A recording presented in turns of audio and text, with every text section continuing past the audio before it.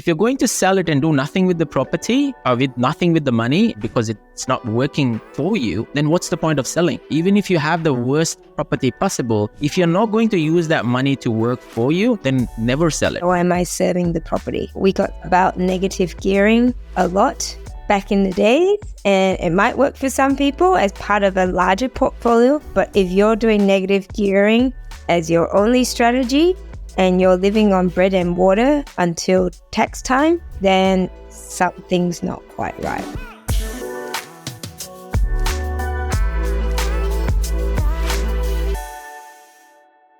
Hello and welcome to Helpmebuy Property Podcast. Today we are starting a new segment. Now this segment is us discussing various different topics about a lot of stereotypes in the property space, and we are going to call it a myth or a bust at the end of each of these argumentative questions. Now, the topic for today's discussion is, should I ever sell my property or should I hold it till I die? Now, before we get into that, let me introduce my co-host. It's Cheryl Leong. Cheryl, how are you today? I am incredible as always, Moss. Always keen to get into some really juicy topics, particularly because these things they come up all the time, right? And to be honest, like this topic around selling a property, it came up just recently when we were selling one of our properties and someone reached out, a very, very experienced investor who I have a lot of respect for. And he said, always make sure that you are assessing and weighing up the pros and the cons of selling property. And so I thought, hey, we should be talking about this because it, is it the long term that we should be keeping property till we die and that, our grandchildren and great-grandchildren get to enjoy the fruits of our labor? Or actually, should we treat property as a transactional asset? So let's dive into it. That's amazing. And I think looking at it in a much more sort of quantitative fashion about, what are the pros, what are the cons, and understanding when does it make sense for people to sell the property. There is this massive saying in real estate that, if you've bought real estate, you should never sell it. You should hold on to it for as long as it's possible, and you should hold on to as many properties as possible, right? You talk to these, really old school mentality of property investing. Typically that's what you hear. The most important point here, before we go into pros and the cons of the, holding or selling the property, is making that statement that the bank debt is finite, right? It's a very important point that, you are not going to be the golden child to the bank forever, which means that there is only so much debt that the bank would give you. Yes, people portray that, they have 30, 40, 50 properties. But, these are people who are running super cash business. They're getting a lot of income from that business. And so, of course, they're the golden child to the bank, and they go out portraying that, hey, we can buy 30, 40, 50 properties or whatever that means or whatever that looks like. And so today we are not going to talk about that 1% or 0.1% of people. We are talking about normal, everyday Australians. We're not talking about me or even you in this typical sense, right? We are talking about people who are, earning $100,000, $150,000 a year. They would potentially buy 4 or 5 properties in their lifetime, or maybe 8 properties or 7 properties in their lifetime if they, have the right strategy in place. But they will fall into this dilemma of, okay, I am going to upgrade my property, or so should I sell it or should I rent it out, right? Basically, that's the typical question that a lot of people go through in their cycle. And so let's kick off on the cons, rather than starting on the pros this time, let's kick off on the cons, because I think the cons are very interesting when it comes to, selling the property. And that's what everyone talks to, in investing. Yeah, absolutely. Well, one of the big glaring cons of selling property, particularly in Australia, is the cost of selling. I mean, the transactional costs. You've got, your agent's fees, and we're selling property at the moment. So you've got, first of all, things like getting the property ready for sale, say if you had to do any renovations or whatever. Then you've got potentially the fact that you've got holding costs because potentially it might not be, it might be vacant, so it's not occupied, it's not rented. You've got the cost of agents fees in terms of marketing. Agents fees in marketing. And then you've got the cost of agents fees when you actually sell the property. Oh my goodness, it keeps going. And then you've got, well, if it's an investment, then you've got your capital gains tax. So I think I've just talked myself out of selling property now. Like, it costs a lot to sell property. Yes. And don't forget the holding cost, right? If you're doing something to the property and, it's going to sit on the market for 1 month, 2 months, 3 months, because a lot of people don't know how long the property is going to, sit on the market for. People do have unrealistic expectations when they are selling properties, right? People are not like selling cars or trading in cars that, oh yeah, I'm getting a new car. So, the decision making is a lot easier. And selling the house, people have this emotional attachment to the properties. And so, there is massive 3 to 4 months of holding costs attached to it, because you might sell it in 3 months and then the settlement for 2 months. And so you're almost looking at 5 months before this property disappears from your property portfolio. Yeah, absolutely. So we've got the transaction costs, and those are hard costs. And you've got then, in terms of, well, if you're going to sell something, more than likely you want to be able to use that money or whatever equity you've got to purchase another property. So on the flip side, you've got re-entering the market in terms of purchasing another asset. And so you've got stamp. So you've got, the big one there is stamp duty. And, in New South Wales there, if they've pushed across, that you can spread that across for land tax. But majority, we've got a big chunky bit of stamp duty there. So again, the transaction costs that are involved. And then there is, people, if you're buying investment properties, then there would be buyer's agency fees, there would be all of these costs for discharge and recharge and registering of title and insurances, and, all of these costs basically counts. Conveyancing kicks in again when you're selling and buying. So all of these costs are basically transactional costs typically in selling the property, right? The worst thing is if you sell the property and don't do anything with the money. A lot of people sell the properties and keep the money in the bank account because they feel that, money in the bank is a lot safer, or, at least it gives them that pleasure that they are rich.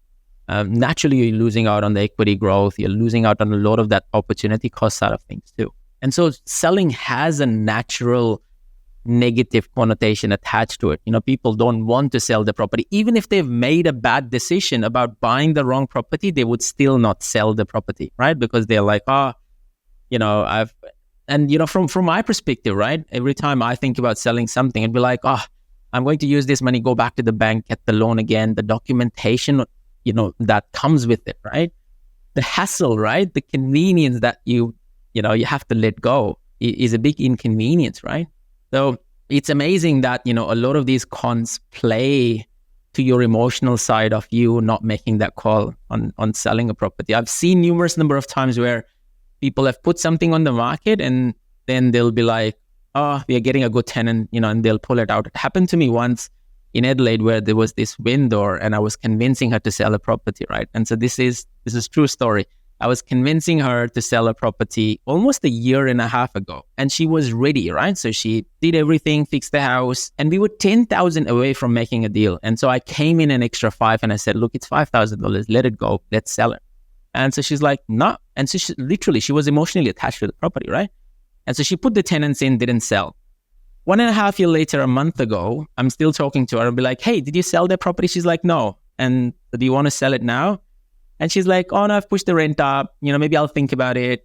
And then the real estate agent convinced her. And as soon as she has spent the money on marketing, now she's like, okay, this is sunk cost. Now I need to sell this, right? And so she ended up selling it. So it took 1.5 years of her, making that decision because there was an emotional attachment to that particular property. Did the value of her property go up in the meantime? It did. 100% it did.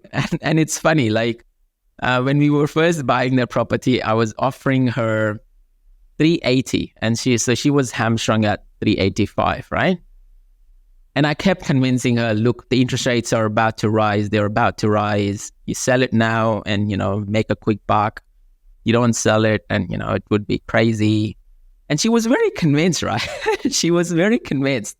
And so she asked me point blank as to, okay, so interest rates are, so why are you buying it? Like, you're asking me to sell it. And it was an investment property for her. Yeah, why, Moss? Why are you buying? Yeah.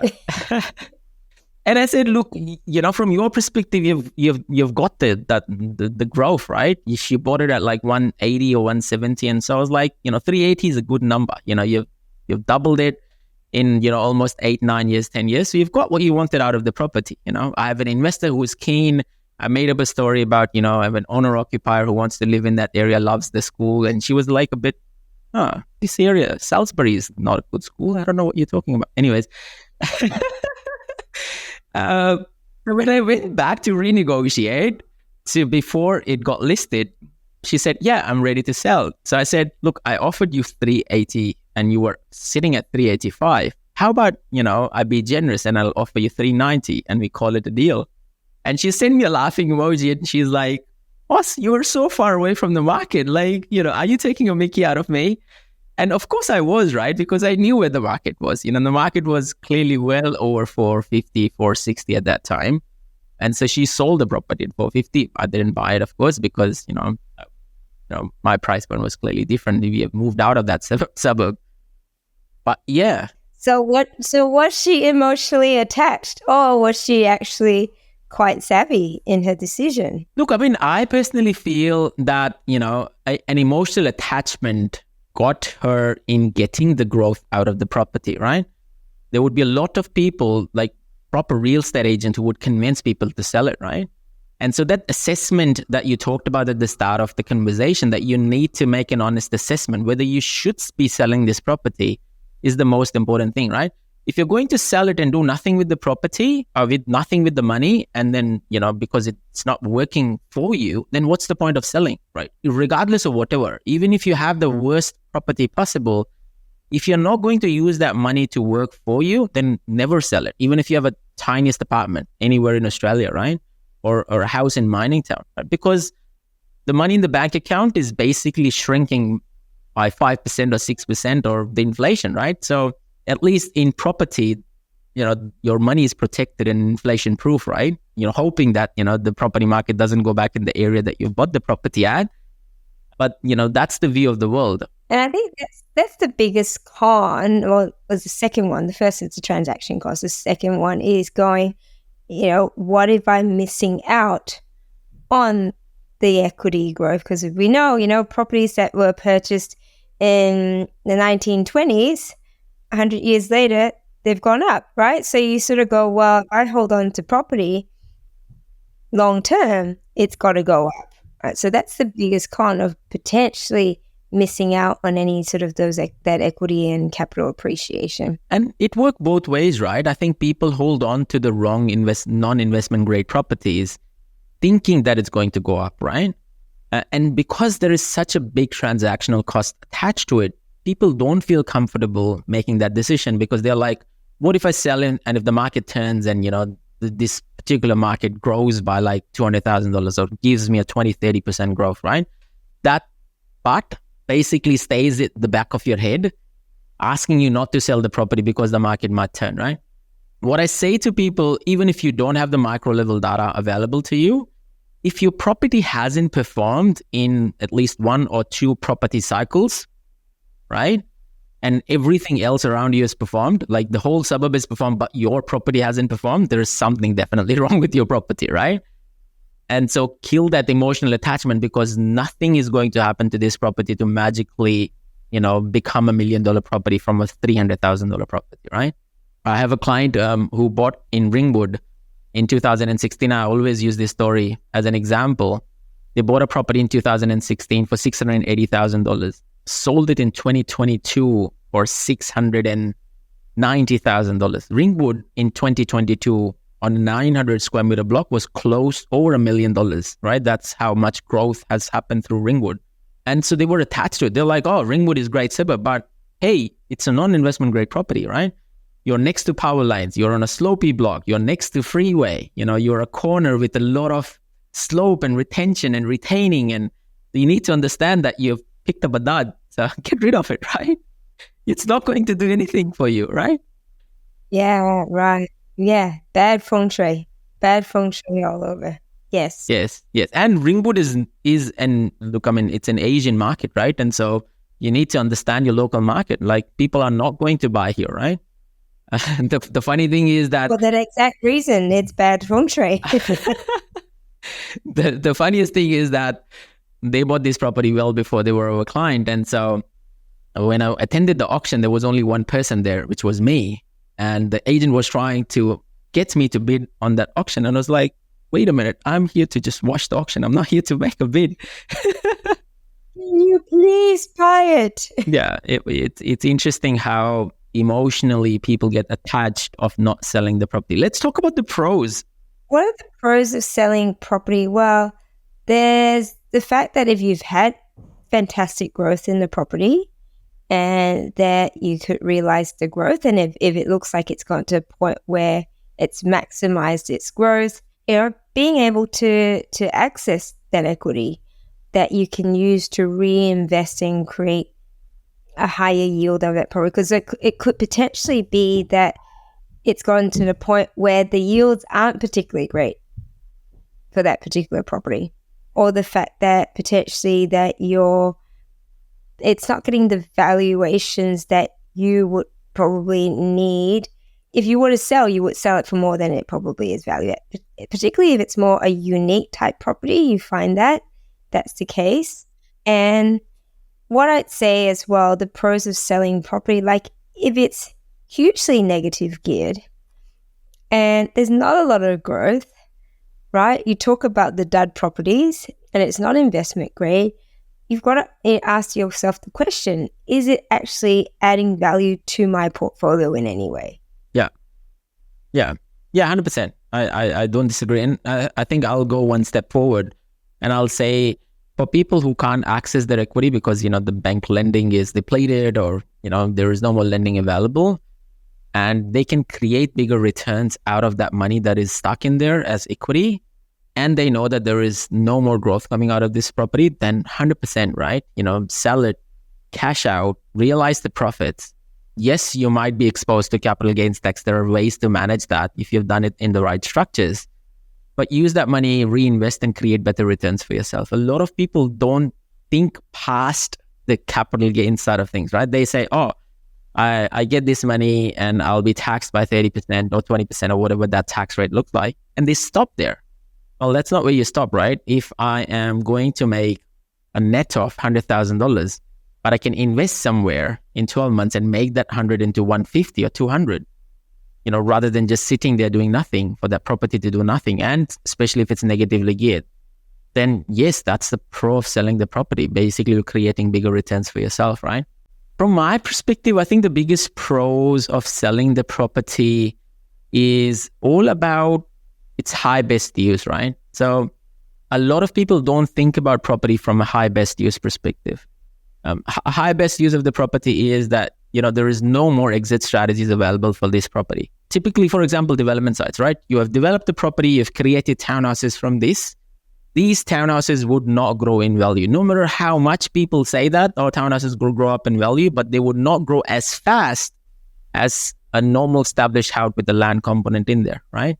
And so if a property is at its high best value, then your natural intention should be to basically sell, realize the gains and move on and basically do the next project or move on with your strategy.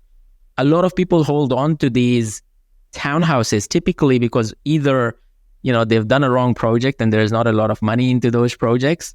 And so they don't want to pay GST, for example, or that impacts of GST basically takes them into a loss-making situations, for example. So there is all of those circumstances which keeps developers from selling their stock, and they always keep that residual stock because, it's not worth it and they want to catch that little bit of growth on these properties. So yeah, it's important to consider some of these things that, if your property is at its high best use, then selling it makes a lot more sense. And if it's not going to grow at least annually by 6%, then, move on and do something better, create better returns than 6% from your cash that you're going to get back. Yeah, and I'd say that, we need to look at it overall and consider, right? And I'm always of the mind, it's not my first choice to sell property. And the way that I would normally look at it is, have I explored all the different ways to maximize the property's value, the property's returns, and all the different options that we've spoken about before, like, whether it's a conversion, whether it's co-living, whether it's, can you put dual occupancy on the site? We talk about highest and best use. What else can you do with the site?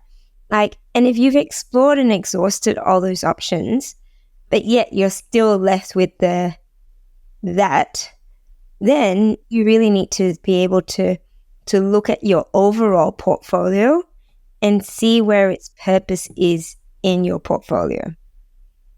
So it does come down to the whole discussion around what is your long-term strategy? What is the strategy and what are your needs, your long-term needs? And one of the things, when does it make sense to sell? So a really good example might be, you might have been someone that's accumulated property, a portfolio over the last 10, 20 years or so, but you got to the point where you're like, actually, I think it's time to sell down and pay down my debt, right? And so then you have debt-free income on your properties. And so that's one strategy where you go, that probably makes sense. But it might not for everyone, and it's going to be something that you need, individually at each stage of your life, be able to understand, am I accumulating or actually am I starting to actually consolidate my debt? Definitely. And especially like people who are coming closer to their retirement age. And I'm using that word very carefully, retirement age, because it could be any age that you're planning to retire. And you're thinking more about passive income versus equity growth, right? And so it makes sense for you to sell a portion of your property portfolio and divert more towards cash flow strategy so that you can create more cash flow for yourself so that it becomes more sustainable, right? Or for people who have been catching significant equity growth for quite some time with higher interest rates coming through, it makes sense to deleverage yourself out of, some of these highly negatively geared properties and create more cash flow so that you can create more sustainability to your property portfolio. And yes, in the short term, you might have a bit of pain and the cons that we've talked about, but you have to look at from a longitudinal perspective that, it would be beneficial because you're correcting and remediating your property portfolio.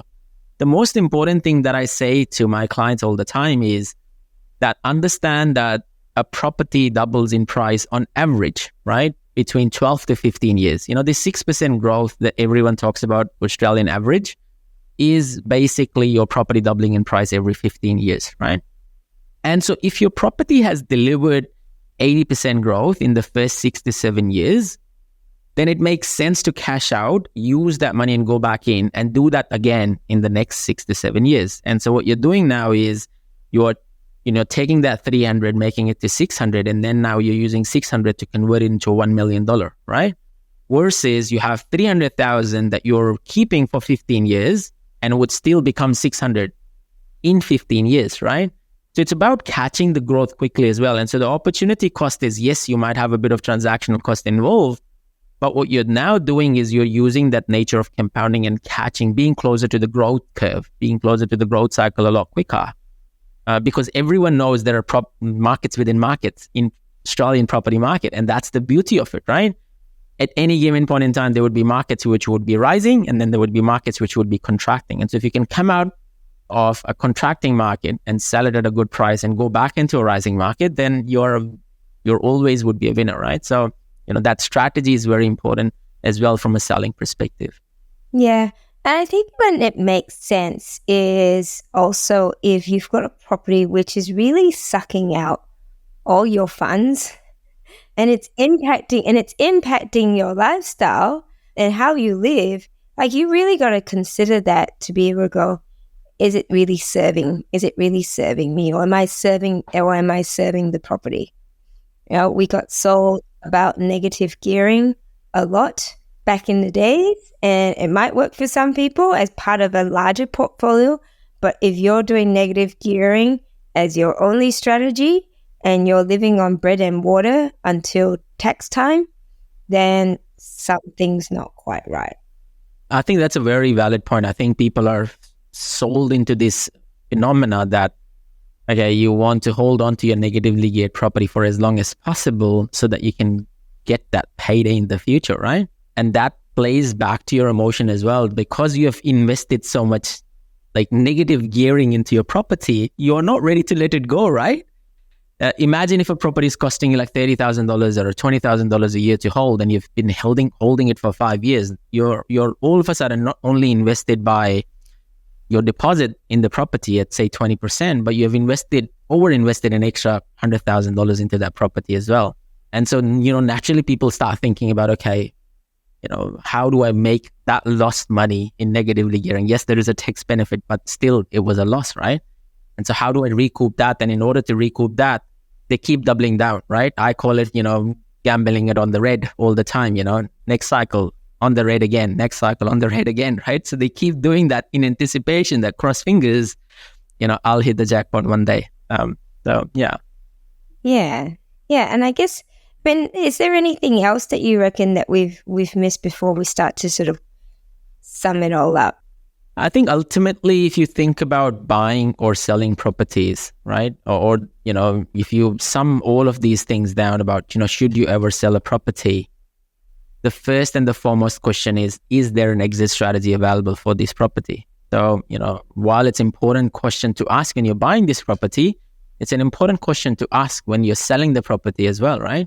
If there is an exit strategy available, then go down that path and explore that opportunity. If that means that creating more yield for yourself, if that means, subdividing it, or even plans and permits, use that scenario to create a high best case for you and then take an exit. If the exit is imminent and you need to take an exit, just make sure that you are taking it to the fullest extent. Where I see a lot of people making massive mistakes is that they shy away from spending an extra $15,000 or $20,000 on the property and leaving a lot of money on the table. They'll leave like $50,000 to $100,000 on that table. I'll use this as an example. I was out in my local suburb looking for a property because we were planning to upgrade, right? And I was trying to look for like really, ugly looking properties, right? So that, I can drop the house and build something there for myself. And so I saw this house in a 600 square meter block where the owner has actually spent close to about $30,000, $35,000 on that house, right? In renovating. But they haven't done enough. So their kitchen is still terrible. They haven't thought about, how the spaces work. Their bathroom tiles are still old. And so my natural question to myself was, they're leaving money on the table. Like they're asking for $1 million for this particular property, say, for example, but they could have easily asked 1.3 by spending an extra $40,000 or $50,000. That is just like, it cringes me when people do that. Like, yes, of course, it was a good deal for me, but why would you do that? When you're actually doing the renovations anyway. Yeah, yeah. And so it's little things like, when I say little things, I've seen many times where a bit of renovation, a bit of investment has a return on investment on a sale. So, but not everyone looks at it that way. There's obviously the costs in terms of renovating, the time, and we mentioned all the holding costs and everything. And quite a lot of people just don't have the appetite for that, which then provides an opportunity for people like you and I who see, the ugly duckling and are able to then go, actually, with a little bit, a lick of paint, a little bit of this, a bit of that, we could actually create quite an attractive property. So I guess, Moss, in conclusion, whether you're selling a property or you're looking to keep it long term, I think we've mentioned it a few times, it needs to be part of a longer term investment strategy. And you need to really look at your financial goals, your own risk tolerance, your circumstances surrounding the property. People might have family that need that property for whatever reason, and evaluate the costs, the returns, the broader sort of your broader investment portfolio, and create a spreadsheet if you're so inclined. If you don't quite know, like, speak to someone who is in that space and can crunch some numbers for you and can help you through that evaluation. It's you've got property consultants, you've got your financial advisors. Make sure that it's overall a consideration of your long-term plans as well. So at the end of the day, I think it's not going to be a one size fits all. That's a very good summary, Cheryl. I think you've nailed right to the head, and this is an amazing sort of close where people are emotional on not making some of these decisions. And so if someone can help you make that decision for you, I always say, putting the gun on someone's back and shooting it so that, you have someone to blame to because you made a decision, and your fingers crossing that, someone has made the right decision for you. You're so dramatic sometimes, Moss. No one's shooting anyone. No one is shooting anyone. Right. Yes, definitely. And look, if you have stories about you selling your property, please do share in the comments. Thank you for listening to us. Share your stories. Happy investing. Stay safe. Keep smiling. This is Moss and Cheryl checking out. Adios. Ciao. Bye.